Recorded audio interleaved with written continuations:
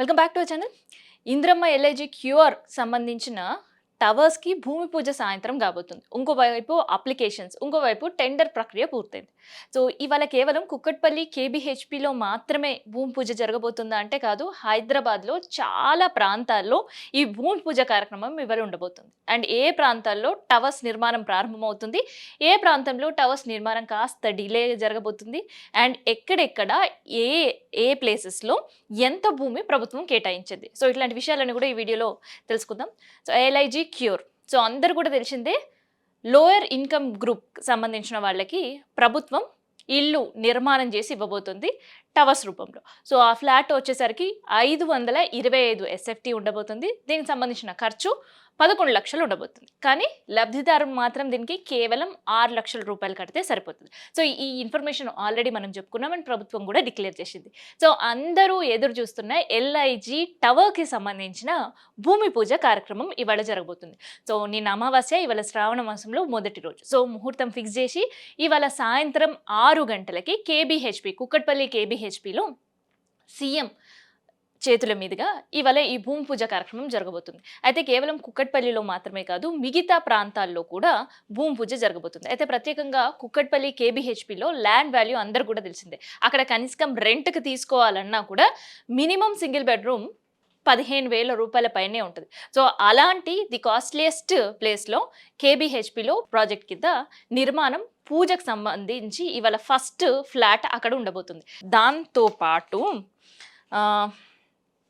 షేర్లింగంపల్లి రాయదుర్గంలో మల్కాజ్గిరి కౌకూర్లు ఉండబోతుంది, Maheshwaram Jalpally, Nampally red hills, and దాంతోపాటు మలక్పేట్ దగ్గర గడ్డి అన్నారం, సనత్ నగర్ దగ్గర పట్టిగడ్డ, అండ్ ఇబ్రహీంపట్నం దగ్గర బండ్లగూడ, మేడ్చల్ దగ్గర పోచారం, రంగారెడ్డి జిల్లా సంబంధించి మైలర్ దేవులపల్లి, తర్వాత కుత్బుల్లాపూర్లో, గాజుల రామరంలో, ఖైరతాబాద్ హకీంపేట దర్గాలో, అండ్ జూబ్లీ హిల్స్లో కూడా ఇవాళ భూమి పూజ కార్యక్రమం జరగబోతుంది. అండ్ అంబర్పేట దగ్గర పోలీస్ లైన్, అండ్ దాంతోపాటు సికింద్రాబాద్ భోయిన్పల్లి. సో నేను చెప్పిన ప్లేసెస్లన్నిట్లో కూడా ఇవాళ భూమి పూజ కార్యక్రమాలు జరగబోతున్నాయి. సో ఇవాళ నుంచి ఒక సంవత్సరం లోపే ఈ టవర్స్ కట్టే కార్యక్రమం పూర్తి చేయాలి అని ప్రభుత్వం నిశ్చయించుకుంది.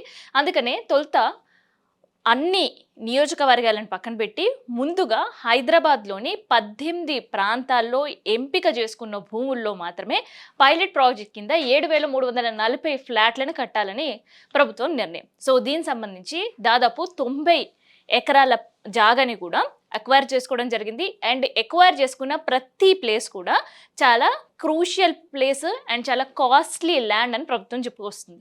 అండ్ ఈ పైలట్ ప్రాజెక్ట్ కింద ప్రతిపక్షాల నోర్లు మూయించడానికి కూడా ఈ పైలట్ ప్రాజెక్ట్ని ప్రభుత్వం ఒక ప్రతిష్టాత్మకంగా అయితే తీసుకుంది. మరి ఇప్పటికే అప్లికేషన్స్ కూడా వచ్చాయి. మరి దాని పరిస్థితి ఏంటి అని ఆలోచిస్తున్నారు వాళ్ళందరూ కూడా. హైదరాబాద్లోని 18 ప్రాంతాల్లో ఇవాళ నుంచి పూజలు అండ్ రేపటి నుంచి పనులు ప్రారంభం కాబోతున్నాయి. ఎందుకంటే అన్ని చోట్ల కూడా టెండర్ ప్రక్రియ ఇప్పటికే పూర్తయిపోయింది. అండ్ దీంతో పాటు అప్లికేషన్స్, సో ఇప్పటి వరకు 50,000 అప్లికేషన్స్ వచ్చాయి, కానీ ఫ్లాట్లు మాత్రం 7,340 మాత్రమే. అంటే ఒక్కో ఫ్లాట్కి గట్టి పోటీ ఉండబోతుంది. అయితే ఇంకొక 2 రోజులు గడువు ఉంది. అంటే ఆగస్ట్ 15 వరకు ప్రభుత్వం అవకాశం ఇచ్చింది కాబట్టి ఒక్కో ఫ్లాట్కి సుమారు 15 నుంచి 20 మంది లబ్ధిదారులు పోటీ పడే అవకాశం ఉంది. సో ఆ లక్కీ డ్రా తీసిన తర్వాతనే, ఆ లక్కీ పర్సన్స్ ఎంపిక తర్వాతనే డబ్బులు వెనకిచ్చే కార్యక్రమం కూడా జరగబోతుంది. అంటే ఆగస్ట్ 15కి అప్లికేషన్స్ పూర్తయిన తర్వాత ఆగస్ట్ 20 నుంచి 25 లోపు ఈ లక్కీ డ్రాలో పేర్లు తీయడం జరుగుతుంది.